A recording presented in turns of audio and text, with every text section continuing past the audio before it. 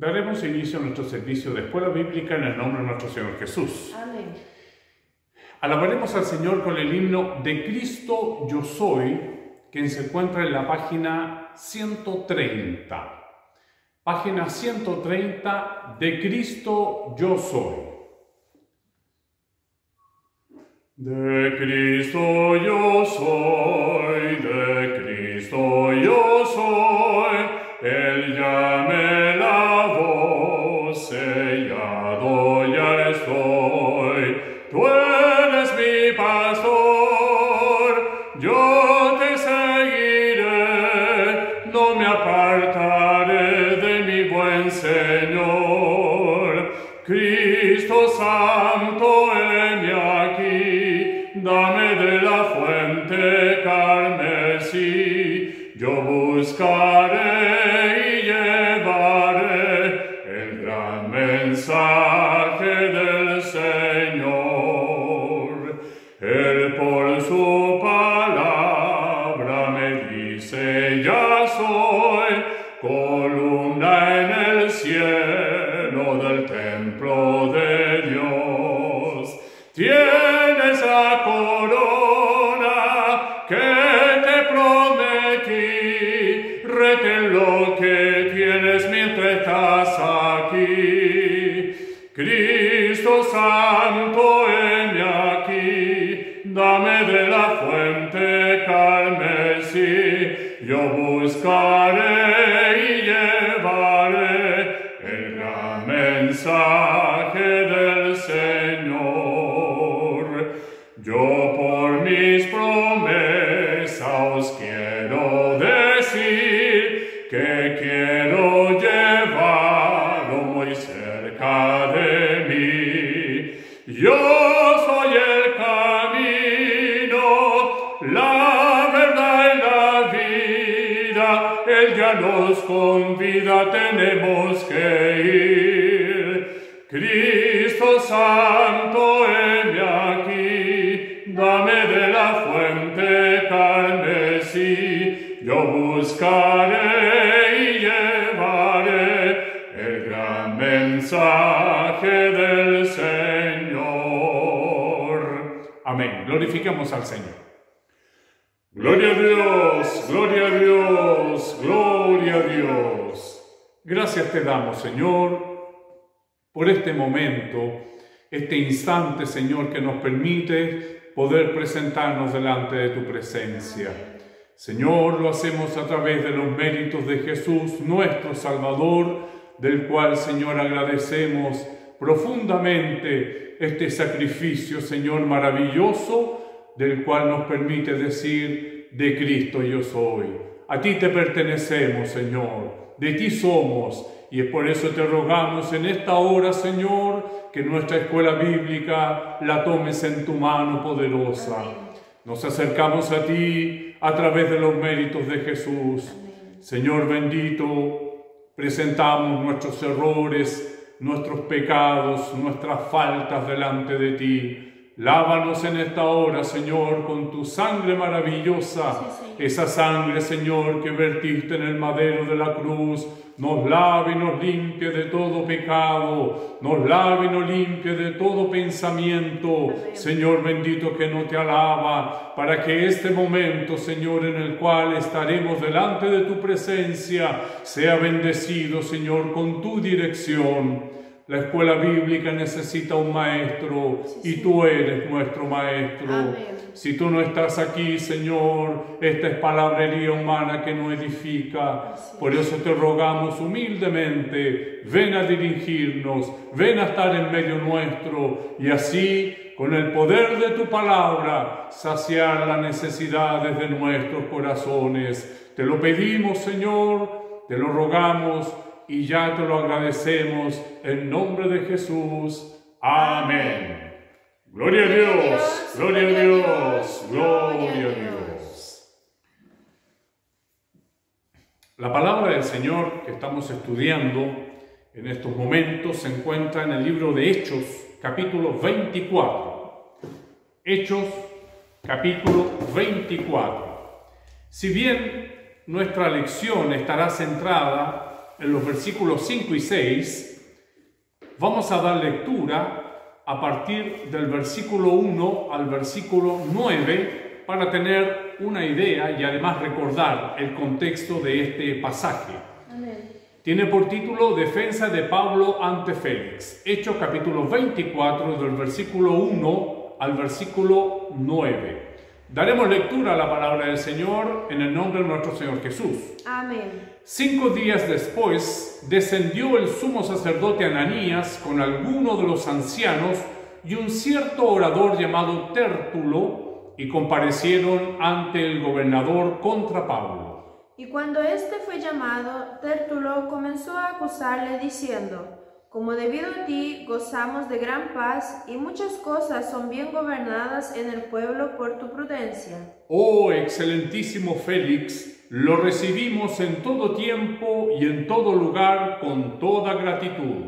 Pero por no molestarte más largamente, te ruego que nos oigas brevemente conforme a tu equidad. Porque hemos hallado que este hombre es una plaga y promotor de sediciones entre todos los judíos por todo el mundo y cabecilla de la secta de los nazarenos. Intentó también profanar el templo y prendiéndole quisimos juzgarle conforme a nuestra ley. Pero interviniendo el tribuno Lisias, con gran violencia, le quitó de nuestras manos, mandando a sus acusadores que viniesen a ti. Tú mismo, pues, al juzgarle, podrás informarte de todas estas cosas de que le acusamos. Todos. Los judíos también confirmaban, diciendo ser así todo. Amén. Glorifiquemos al Señor. Gloria a Dios, gloria a Dios, gloria a Dios. Señor, tu palabra, Señor, ha sido abierta en esta hora. Ha sido leída, Señor, y queremos suplicarte que tu palabra pueda llenar la necesidad de nuestros corazones. Nosotros no sabemos, Señor, la necesidad de nuestros corazones, pero tú sí la sabes, Señor. Y es por eso te pedimos que ella venga a llenarnos, Señor.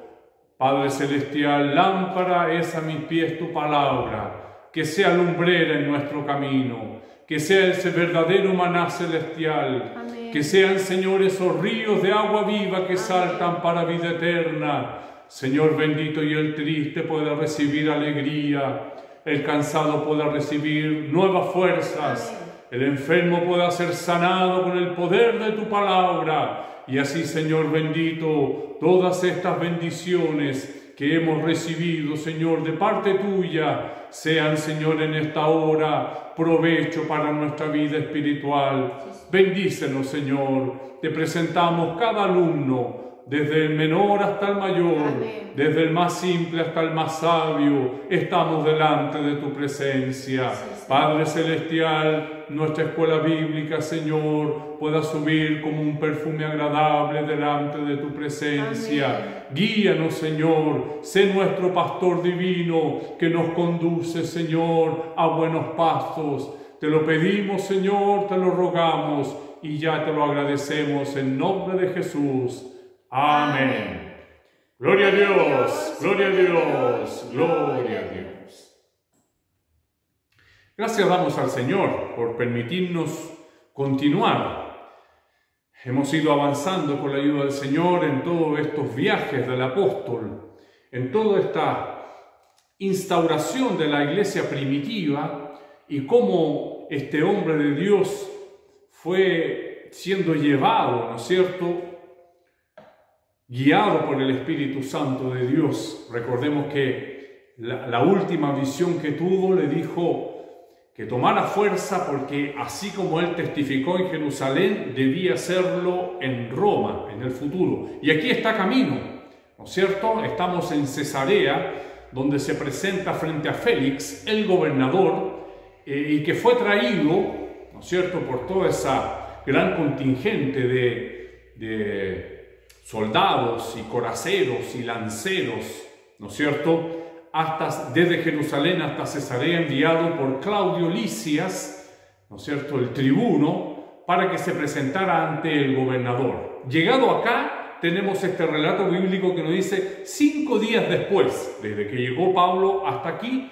descendió el sumo sacerdote Ananías con algunos de los ancianos y un cierto orador llamado Tértulo. Ellos están, las máximas autoridades judías, están buscando la manera de acusar, ¿no es cierto?, a Pablo. Y en la lección que vimos con la ayuda del Señor el domingo pasado, pudimos ver cómo Tértulo aduló con palabras lisonjeras a Félix el gobernador, para luego hacer ahora lo que nos corresponde revisar con la ayuda del Señor, las acusaciones bastante distorsionadas de la verdad, pero ellos buscan ahora poder encontrar alguna razón para acusarle y poder sentenciarlo.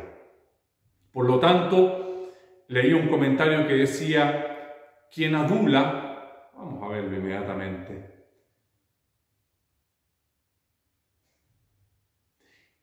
refiriéndose a Tértulo, significativamente el mismo hombre que encontró fácil el adular, también encontró fácil el acusar sin evidencia. Ambos van juntos casi siempre. La persona que adula hoy, quizás mañana acuse sin evidencia. Es decir, como pudimos concluir la clase pasada, y esto es para que nosotros no lo hagamos, el adular es sobre todo sobre engaño y sobre mentira. Entonces, la mentira llama a otra mentira, la falsedad llama a otra falsedad, el engaño llama a otro engaño. Si aduló tan fácilmente, es muy probable que mañana también acuse fácilmente, no necesariamente con evidencia. Entonces, vamos a ver por la ayuda del Señor los 3 cargos que se le imputan, ¿no es cierto?, al apóstol al llegar acá por estos hombres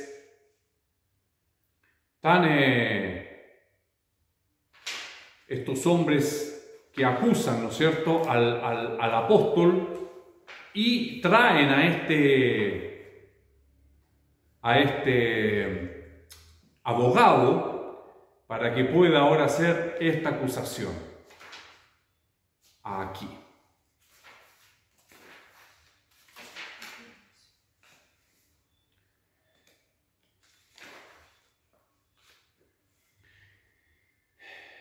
Las acusaciones son: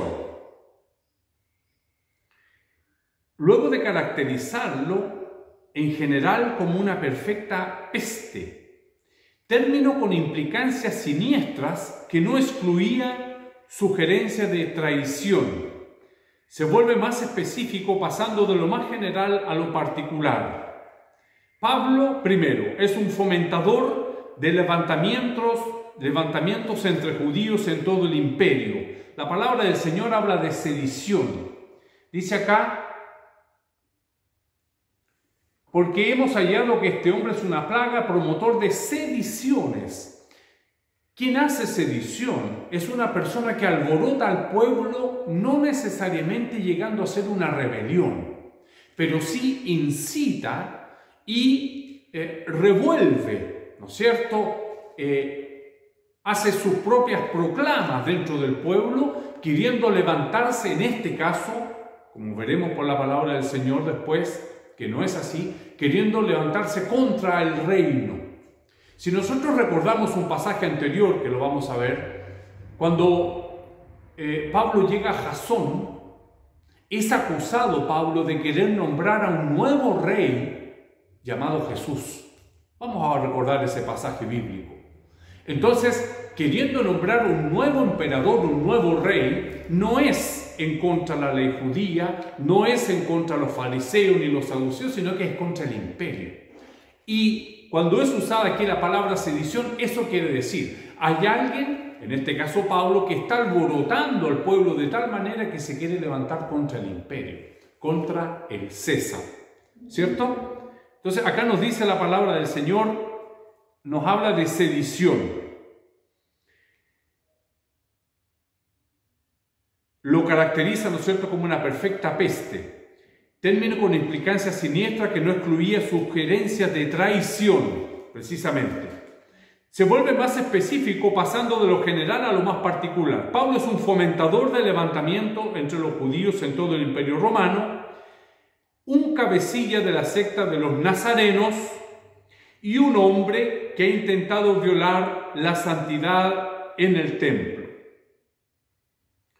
Podemos comparar, ¿no es cierto?, este último punto en Lucas capítulo 23, versículo 2. Podemos ver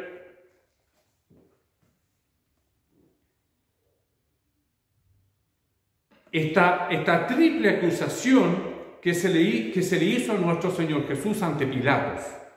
Lucas capítulo 23, versículo 2. Y comenzaron a acusarle diciendo: a este hemos hallado que pervierte a la nación y que prohíbe dar tributo a César, diciendo que él mismo es el Cristo, un rey. 3 acusaciones. ¿Se dan cuenta? Están buscando ellos algún alero, algún cimiento que pueda ahora, ¿no es cierto?, acusar a Pablo en este punto. Al llamar a Pablo una peste, aquí aparece una carta de Claudio a los alejandrinos, refiriéndose a los judíos, donde dice, esto fue el 10 de noviembre del año 41 después de Cristo, en la que advierte a los judíos de esa ciudad que si persisten en actividades que despiertan sus sospechas, procederé contra ellos con máxima severidad por fomentar una plaga general que infesta a todo el mundo. Es decir, este movimiento, ¿no es cierto?, que se empieza a producir en este momento, en esta época, para muchos fue considerado una plaga, una peste. Vamos a ver después en nuestra lección lo que nos dice el Señor, cuáles fueron las promesas que el Señor nos dejó en relación a esto. Amén. Tértulo sugeriría que habitualmente instigaba a la subversión de la ley y el orden público. El cargo es similar al que se hizo a Pablo y sus compañeros en Tesalónica. Vamos a ver Hechos capítulo 17, versículo 6.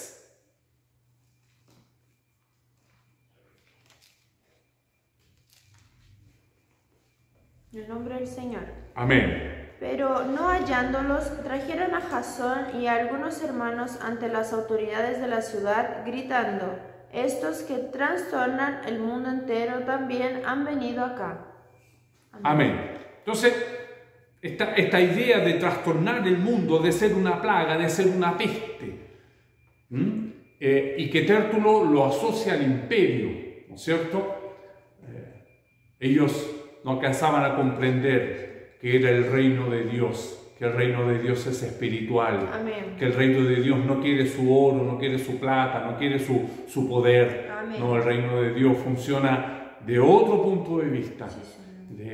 ¿No es cierto? Este acceso que tuvimos nosotros, Él es nuestro Rey de Reyes y Señor de Señores. Amén. En sentido espiritual, que también rige para nuestra vida cotidiana. Sí, sí. Como nos hablaba estos días su palabra, el justo por la fe vivirá. Amén. Viviremos pensando en el Señor, esperando en el Señor. Él nos va a dar todo lo que necesita, pero este reino no es de este mundo, lo dijo Jesús. Pero ellos quieren hacer creer esto, en este caso a Félix. El cargo de traición contra el emperador estaba explícito allí y probablemente también aquí. En Hechos capítulo 25, versículo 8, Pablo se refiere específicamente a que este mundo, a este reino, no es de este mundo. Hechos 25, versículo 8. Alegando Pablo en su defensa: ni contra la ley de los judíos, ni contra el templo, ni contra César he pecado en nada. Amén. Ni contra César. Entonces él deja claro, ¿no es cierto? Él no lo dice acá en este minuto, no es el momento de su defensa, pero después lo deja muy claro, no es contra el César, ni contra los judíos, ni contra el templo, defendiéndose de las acusaciones de la cual está siendo motivo.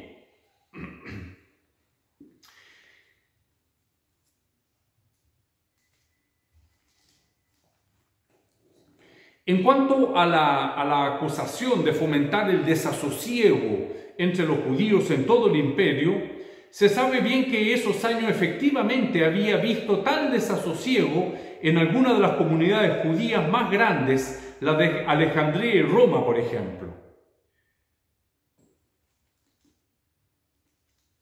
donde Pablo no había sido involucrado, pero también era innegable, como ya hemos visto, ¿no es cierto?, en varios capítulos, que la presencia suya en una ciudad causaba disturbios en el seno de las comunidades judías. Así había ocurrido en el sur de Galacia, en Tesalónica, en Corintio y en Efesio. Aquí vamos a ver algunas citas bíblicas en el libro de Hechos. 13:45.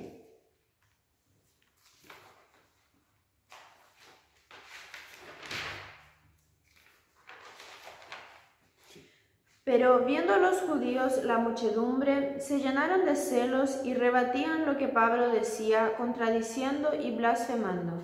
Amén.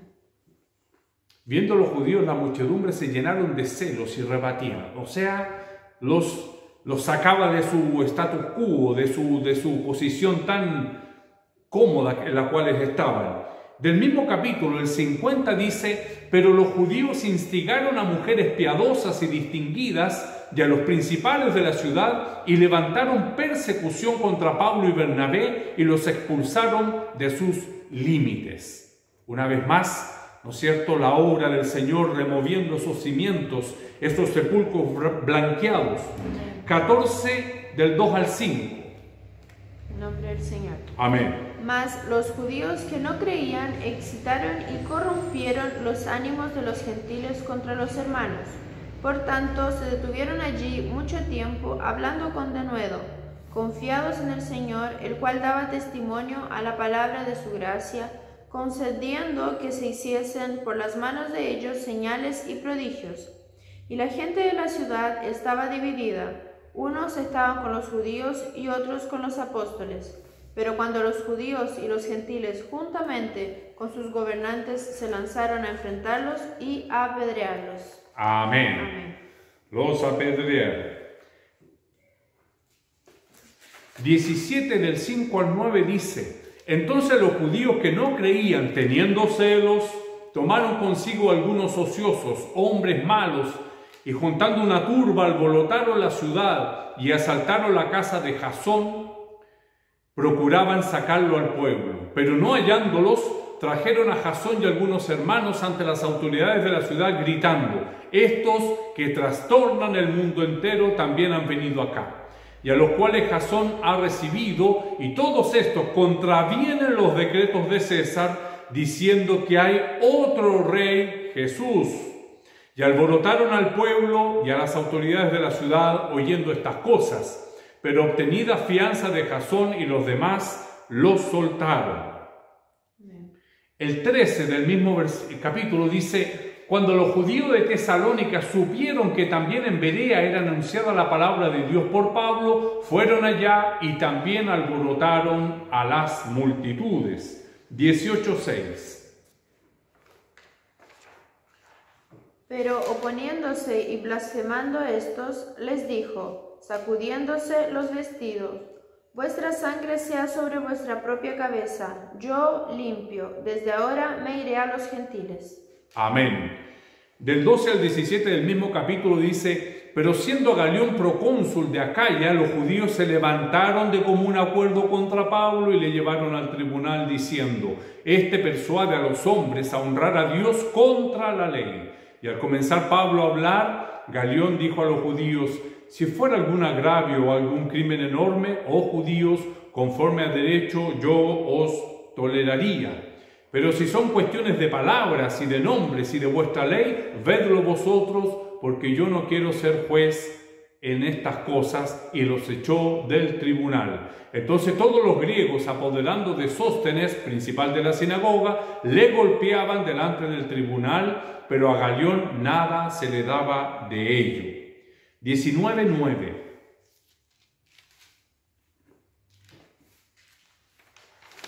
Pero endureciéndose algunos y no creyendo, maldiciendo el camino delante de la multitud, se apartó Pablo de ellos y separó a los discípulos, discutiendo cada día en la escuela de uno llamado Tirano. Amén. 20:19 dice: sirviendo al Señor con toda humildad y con muchas lágrimas y pruebas que me han venido por las acechanzas de los judíos. Entonces podemos ver que en todo lugar donde él llegaba, los judíos se alborotaban y lo perseguían y lo iban a buscar. Entonces,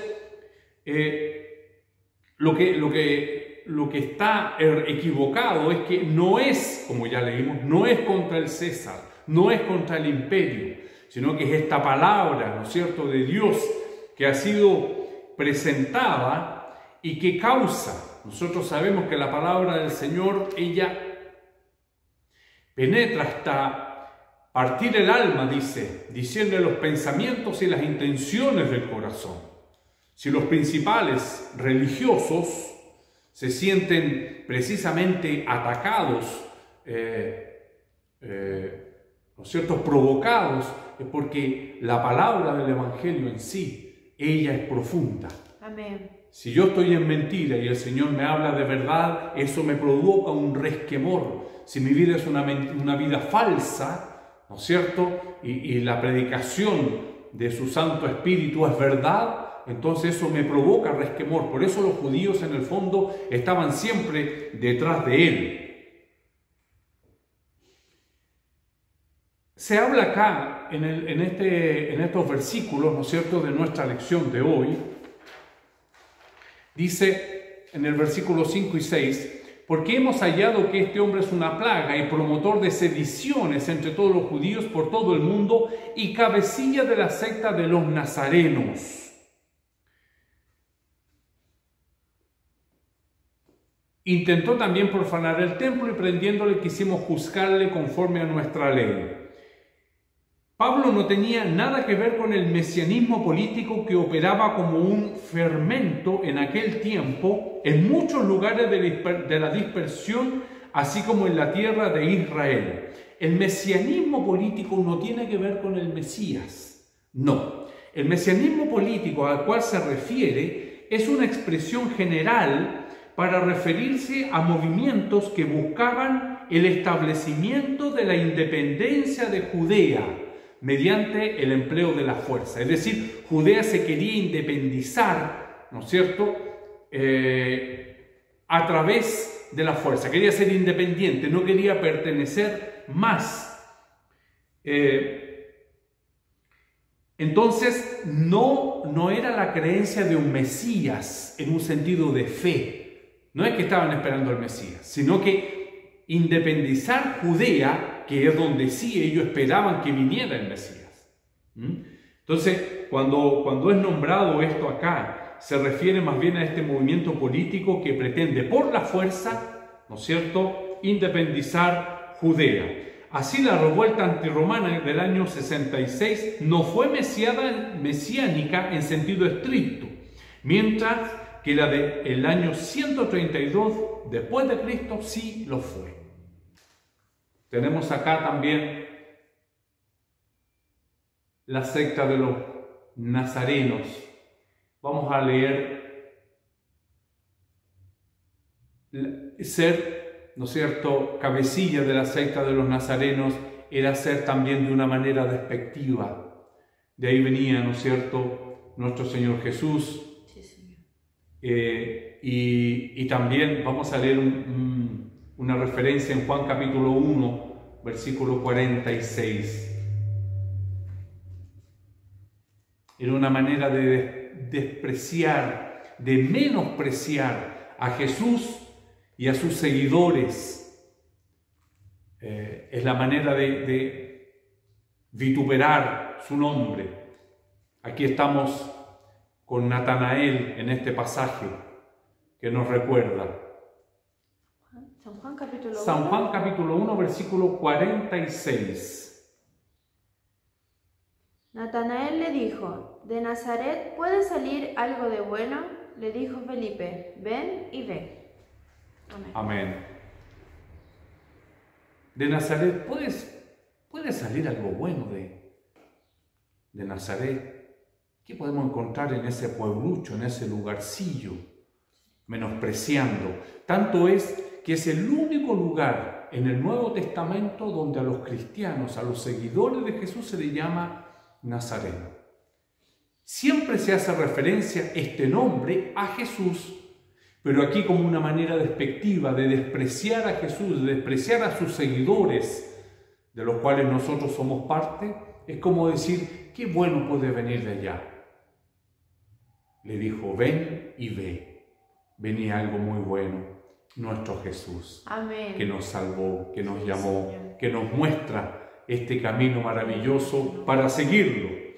El cargo siguiente de la acusación de Pablo fue ser el cabecilla de los nazarenos. A los nazarenos se les llama aquí partido o secta, como a los saduceos en el 5.17 y a los fariseos en el 15.5, como referencias bíblicas. En Judea todavía se les reconocía como un partido judío, aunque un partido subversivo y herético desde el punto de vista sumo sacerdotal. ¿Se esperaba que Félix tuviera alguna idea de lo que significaba esto? Si es así, ¿qué clase de impresión se buscaba que hiciera en esta información? Félix conocía bien a los del camino.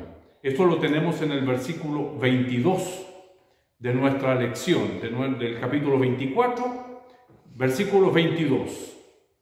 Entonces Félix, oídas estas cosas, estando bien informado de este camino, les aplazó diciendo: Cuando descendiere el tribuno Lisias, acabaré de conocer de vuestro asunto. Amén. Entonces Félix oía estas cosas estando bien informado de este camino. Es decir, Félix, con su conocimiento bastante preciso del camino, tenía una idea más clara de los nazarenos que la que poseía la mayoría de los funcionarios romanos. Este es el único lugar del Nuevo Testamento donde el término nazareno se usa para los seguidores de Jesús. En otros lugares se lo emplea solo para Jesús. Entonces es una manera de menospreciar y es el único lugar donde se le menciona.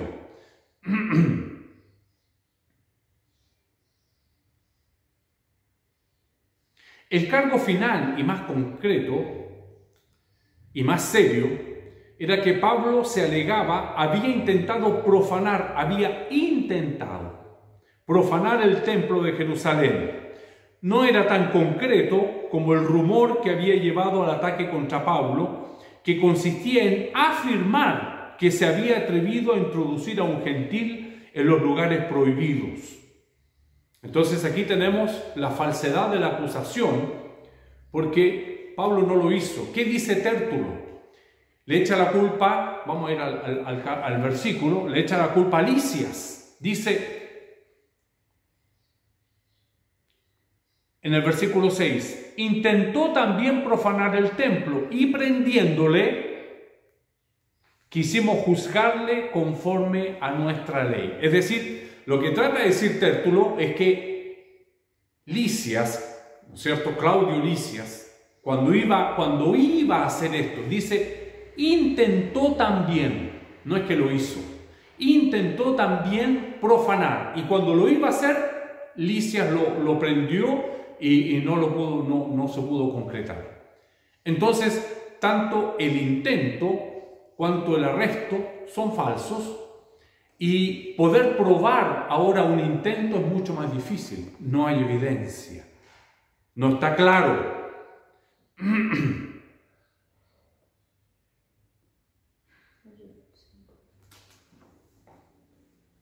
Un cargo de intento de profanación era más difícil de probar o descartar. El alegato de Tértulo era que al arrestarlo las autoridades del templo habían evitado que se llevara a cabo ese propósito.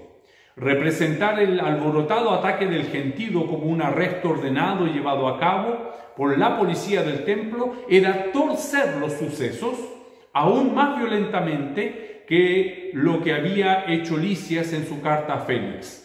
Pero por medio de este relato, Tértulo trataba de apuntar un tanto en contra de Lisias, que no habría tenido derecho a meterse con los que estaban manteniéndole la ley y el orden dentro de los límites del templo, de acuerdo con la función que le correspondía. Entonces podemos ver que estas acusaciones, ¿no es cierto?, en contra de Pablo, están todas tergiversadas, están buscando una manera de encontrar tres puntos fundamentales para poder acusarlos, pero todos están, ¿no es cierto?, fuera de lugar, no son verdad, no es lo que ellos dicen. Entonces, que el Señor nos bendiga, que podamos ir comprendiendo, ¿no es cierto?, todos estos acontecimientos en su realidad, tal como fueron, sucedieron. Vamos a entrar con la ayuda del Señor a nuestra lección. En el punto 2 dice, Tértulo acusa a Pablo, y la lección está en el capítulo 24, versículos 5 y 6. Vamos a ver ahora qué nos dice el Señor, cuáles fueron las promesas del Señor para estas situaciones. ¿Qué va a acontecer con nosotros cuando esto pase? Vamos a ir a Mateo capítulo 5, versículo 11 y 12. Bienaventurados sois cuando por mi causa os vituperen y os persigan y digan toda clase de maldad contra vosotros, mintiendo. Gozaos y alegraos, porque vuestro galardón es grande en los cielos, porque así persiguieron a los profetas que fueron antes de vosotros. Amén. Amén. Así fueron los que fueron antes que vosotros. Bienaventurados cuando os vituperen, cuando os acusaren, mintiendo. Es decir, el vituperio hace parte de la vida del cristiano. Amén. Porque la verdad de Dios molesta. La verdad de Dios da en el punto exacto de nuestra vida, principalmente cuando estamos, ¿no es cierto?, actuando de manera equivocada. Entonces, el vituperio contra el cristiano hace parte, pero el Señor empieza diciendo, bienaventurado. Amén. El galardón no está acá, el galardón está en los cielos. Efesios capítulo 4, versículos 31 y 32. Quítense de vosotros toda amargura, enojo, ira, gritería y maledicencia y toda malicia. Antes, sed benignos unos con otros, misericordiosos, perdonándoos unos a otros, como Dios también os perdonó a vosotros en Cristo. Amén. Amén. Entonces, ¿cuál es nuestra reacción? Primero, bienaventurados cuando os vituperen. Ahora, ¿cómo tiene que ser nuestra reacción? Como lo hizo nuestro Señor Jesús. Sí. Si te abofetean en una mejilla, coloca la otra. Eso es lo que nos dice. Quítense de vosotros, quítense. No debemos actuar con amargura, con enojo, con ira, con gritería y maledicencia. Antes, ser benignos unos con otros, misericordiosos. Misericordia, una tremenda palabra. Yo no tengo misericordia. Ahora, si tengo el Espíritu de Dios en mi vida, tendré la misericordia de Dios. Eso será lo que se reflejará. Ahora, por mí mismo, misericordia, ¿cómo podría tenerla? Solo el Señor para darnos misericordia. Amén. Perdonándoos unos a otros. Y tenemos el ejemplo. Como Dios también os perdonó a vosotros en Cristo. En Cristo recibimos el perdón de nuestros pecados. Y ese eslabón que estaba cortado se unió una vez más. Y ahora tenemos paz para con Dios por medio de nuestro Señor Jesucristo. Amén. Santiago capítulo 3, versículo 16. Porque donde hay celos y contención, allí hay perturbación y toda obra perversa. Entonces, porque donde hay celos y contención, hay perturbación y obra perversa. No debe estar en nosotros. En el mismo libro, en el capítulo 4, versículo 11, hermanos, no murmuréis los unos de los otros. El que murmura del hermano y juzga a su hermano, murmura de la ley y juzga la ley. Pero si tú juzgas a la ley, no eres hacedor de la ley, sino juez. No somos llamados a murmurar. Cuando murmuramos estamos colocándonos en una posición de jueces y no somos jueces. Nosotros somos servidores del Dios Altísimo. Por eso la murmuración no debe estar en nuestros labios. Primera de Pedro, capítulo 3, versículo 10. Porque el que quiere amar la vida y ver días buenos, refrene su lengua de mal, y sus labios no hablen engaño. Amén. Amén. 15 y 16. Sino santificad a Dios el Señor en vuestros corazones, y estad siempre preparados para presentar defensa con mansedumbre y reverencia ante todo el que os demande razón de la esperanza que hay en vosotros, teniendo buena conciencia, para que en lo que murmuran de vosotros como de malhechores, sean avergonzados los que calumnian vuestra buena conducta en Cristo. Amén. Amén. Sino santificad a Dios el Señor en vuestros corazones y estad siempre preparados para presentar defensa con mansedumbre. Presentar defensa con mansedumbre. Cuando somos llamados a defender, no tiene que ser con ira, con enojo, con ímpetu, con murmuración. No. Nos enseña la palabra del Señor. Estar siempre preparados para presentar defensa con mansedumbre y reverencia ante todo el que os demande razón de la esperanza que hay en vosotros. Esta esperanza es Cristo. Amén. Entonces, cuando seamos demandados respecto del Evangelio, de la vida en Cristo, del haber sido por misericordia revelado este reino hacia nosotros, no debemos hacerlo de la manera que lo estaban haciendo estos hombres que acusaron a Pablo, sino con mansedumbre, con reverencia, presentando esto al Señor, ¿no es cierto?, de la esperanza que hay en vosotros, teniendo buena conciencia para que en lo que murmuran de vosotros como de malhechores sean avergonzados los que calumnian vuestra buena conducta en Cristo. Es decir, podemos concluir que los cristianos debemos tener buena conducta. Pero esa buena conducta no es algo que nosotros debemos imponernos. Si este reino, que tiene un rey, ha grabado sus leyes en nuestro corazón, en donde ya no es necesario que el Padre le enseñe al Hijo, ni el Hijo al Padre, porque las leyes están en mi corazón, inmediatamente esta buena conducta va a aparecer. Porque el Señor en su mandamiento nos dijo, ama a tu prójimo como a ti mismo. Amén. Por eso nos invita a perdonarnos, a ser benignos, misericordiosos. Así es la actuación a la cual somos invitados en este reino. Si hacemos parte de este reino, este es el fruto que debe aparecer de nosotros, pero no de una manera personal. Yo no tengo esa condición. Basta que muchas veces algo muy mínimo haga salir palabras deshonestas de mi boca. Ese soy yo. Ahora, la presencia del Espíritu Santo en mí es el que permite estas cosas. Entonces, ¿qué tenemos que hacer? Buscar al Señor. Amén. Acercarnos a Él. A través de la oración, a través de la palabra del Señor, a través de los cultos. Ahí vamos teniendo esta comunión con el Señor. Y este Espíritu Santo ahora empieza a mostrar este fruto maravilloso.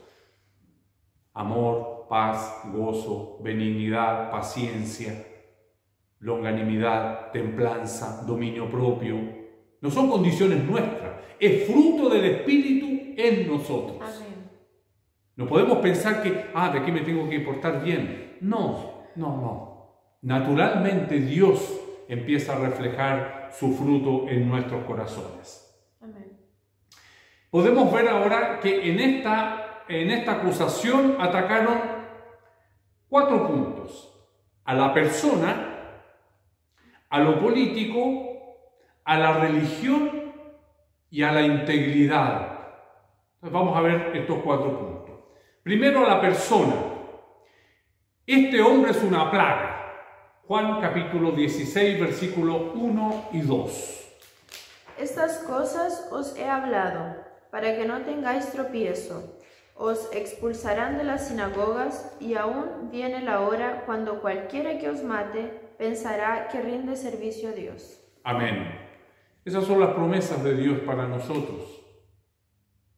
Estas cosas os he hablado para que no tengáis tropiezo. Os expulsarán de las sinagogas, y aún viene la hora cuando cualquiera que os mate pensará que rinde servicio a Dios. No podemos sorprendernos de este vituperio al cual, ¿no es cierto?, los cristianos en algún momento de nuestra vida cristiana pasaremos. En segundo lugar, lo político, promotor de sediciones. Ya vimos el concepto de sedición, ¿no es cierto?, alborotar, ¿no es cierto? Vamos a leer Romanos capítulo 13.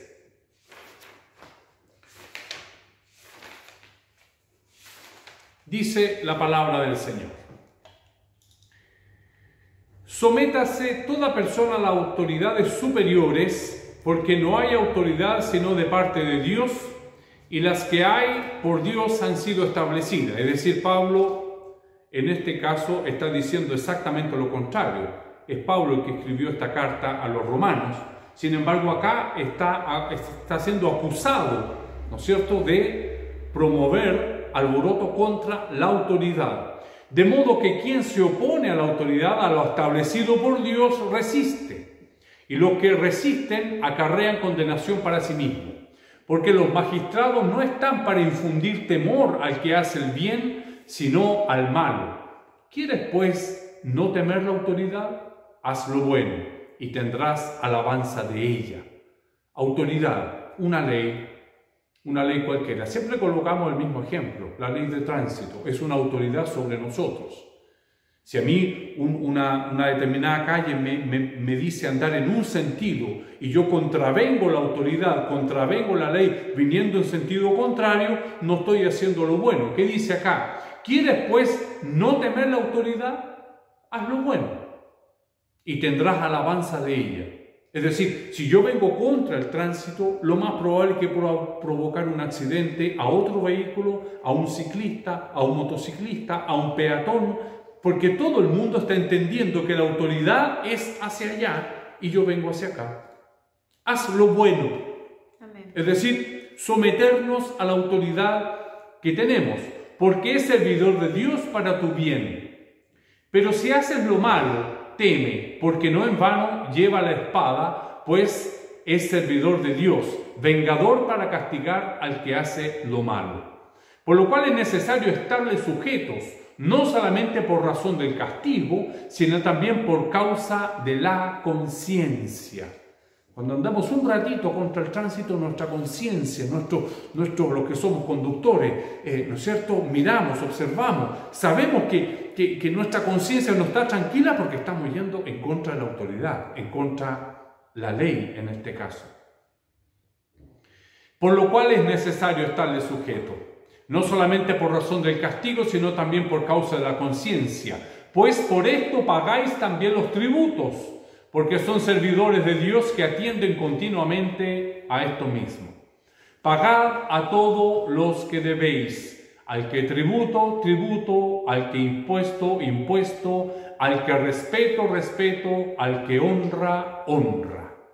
No debáis a nadie nada, sino el amaros unos a otros, porque el que ama al prójimo ha cumplido la ley. Porque no adulterarás, no matarás, no hurtarás, no dirás falso testimonio, no codiciarás, y cualquier otro mandamiento en esta sentencia se resume: amarás a tu prójimo como a ti mismo. Amén. El amor no hace mal al prójimo. Así que el cumplimiento de la ley es el amor. Y esto, conociendo el tiempo, que ya es hora de levantarnos del sueño, porque ahora está más cerca de nosotros nuestra salvación que cuando creímos. La noche está avanzada y se acerca el día. Desechemos, pues, las obras de las tinieblas y vistámonos las armas de la luz. Andemos como el día, honestamente, no en glotonerías y borracheras, no en lujurias y lascivias, no en contiendas y envidias, sino vestíos del Señor Jesucristo y no proveáis para los deseos de la carne. Amén. Estos son los deberes cristianos, es la invitación que nos hace el Señor. Luego tenemos la religión, el ataque a la religión. ¿No es cierto? Habla de la cabecilla de la secta de los nazarenos, que ya lo mencionamos en la introducción. Mateo capítulo 2, versículo 23. Y vino y habitó en la ciudad que se llamaba Nazaret, para que se cumpliese lo que fue dicho por los profetas, que habría de ser llamado Nazareno. Amén. Marcos capítulo 1, versículo 24. Diciendo: ¿qué tienes con nosotros, Jesús Nazareno? ¿Has venido para destruirnos? Sé quién eres, el Santo de Dios. Amén. Juan 1, 45. Dice la palabra del Señor. Felipe halló a Natanael y le dijo: hemos hallado a aquel de quien escribió Moisés en la ley, así como los profetas, a Jesús, el hijo de José de Nazaret. Un pueblo mirado con desprecio. Así es la gloria de nuestro Señor Jesús. Amén. Que no solamente se humanizó, desechando su trono de gloria, dejando su trono de gloria, gracias, donde los querubines, los serafines, los arcángeles, todo lo alaban eternamente. Llega un momento en el cual dice: me voy a hacer carne. Y no solamente carne, este rey vino como un siervo. Amén. Vino para servir. Él le lavó los pies a sus discípulos. Y no vino a la gran ciudad, vino a la despreciable. En este mismo pasaje, en el versículo siguiente, Natanael le dijo: ¿de Nazaret puede salir algo bueno? Le dijo Felipe: ven y ve. De Nazaret, este lugar despreciado, despreciable. Así es el amor que tuvo nuestro Señor Jesús. Amén. Pudiendo venir con toda su gloria y su poder, lo hizo de la manera más vil, más pequeña, para que nadie quedara fuera. Amén. Nadie quedara fuera. Ni un pueblo, ni una raza, ni una tribu, ni una nación. Nadie. Él vino a igualar todas las cosas. Amén. Hechos 2:22. Varones israelitas, oíd estas palabras. Jesús Nazareno, varón aprobado por Dios entre vosotros, con las maravillas, prodigios y señales que Dios hizo entre vosotros por medio de él, como vosotros mismos sabéis. Amén. Hechos 3:6. Mas Pedro dijo: no tengo plata ni oro, pero lo que tengo te doy. En el nombre de Jesucristo de Nazaret, levántate y anda. El poder de Dios. 4:10. Sea notorio a todos vosotros y a todo el pueblo de Israel que en el nombre de Jesucristo de Nazaret, a quien vosotros crucificasteis y a quien Dios resucitó de los muertos, por él este hombre está en vuestra presencia sano. Amén. 6:14. Pues le hemos oído decir que ese Jesús de Nazaret destruirá este lugar y cambiará las costumbres que nos dio Moisés. 22:8. Yo entonces respondí: ¿quién eres, Señor? Y me dijo: yo soy Jesús de Nazaret, a quien tú persigues. Amén. Amén. Nunca se avergonzó de dónde venía. Jesús de Nazaret. Amén. Yo soy Jesús de Nazaret. Qué maravilloso es. No importa de dónde seamos, no importa de dónde vengamos, la cuna de mi familia, tal apellido, nada de eso importa. Nada de eso es importante.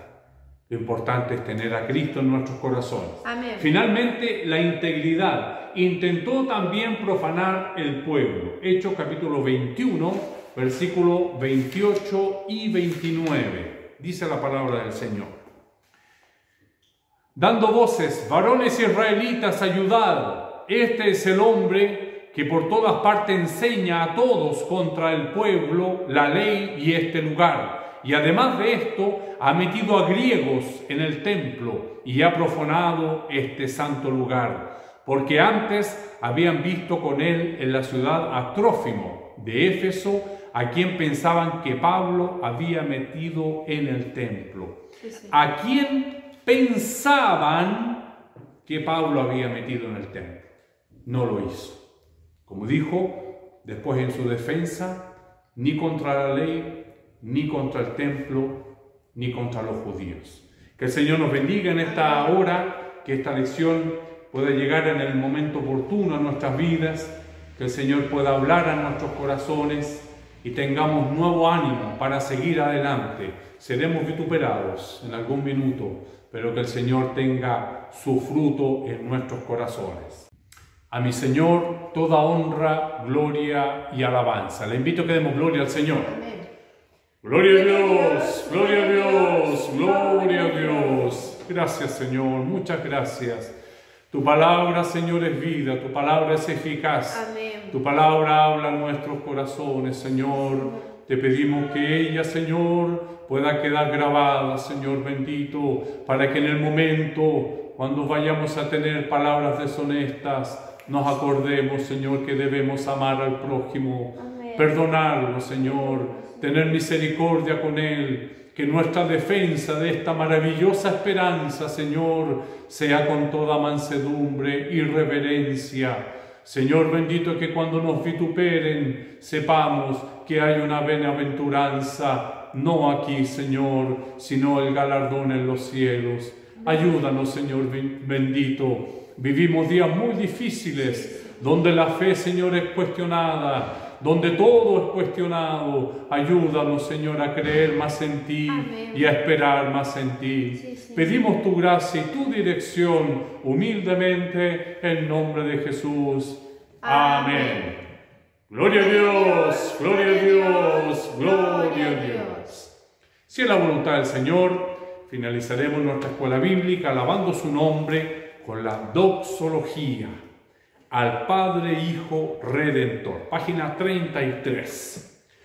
Al Padre Hijo Redentor y Espíritu Consolador, al Trino Dios en unidad, lo eterno tributad. Gloria a Dios, gloria a Dios, gloria a Dios.